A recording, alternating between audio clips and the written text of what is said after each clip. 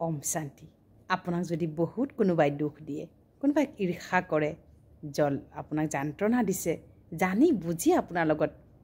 বেয়া কাম কৰি আছে জানি বুজি আপোনাক দুখ দি আছে তেনে ব্যক্তিৰ কথা আপুনি সকলো সময়তে ভাবি নাথাকিব চেষ্টা কৰিব আৰু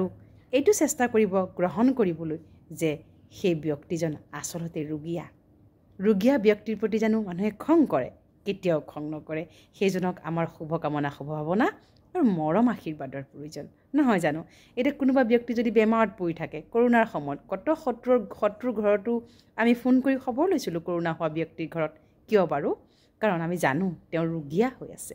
গতিকে শাৰীৰিকভাৱে ৰোগীয়াসকলৰ প্ৰতি আমি যেনেকৈ শুভকামনা শুভভাৱনা আৰু আশীৰ্বাদ দিওঁ খবৰ লওঁ ঠিক একেদৰে মানসিকভাৱে যিসকলে আপোনাক হিংসা কৰে জানি বুজি আপোনাক অপবাদ দিছে তিৰস্কাৰ কৰিছে তাচ্ছিল্য কৰিছে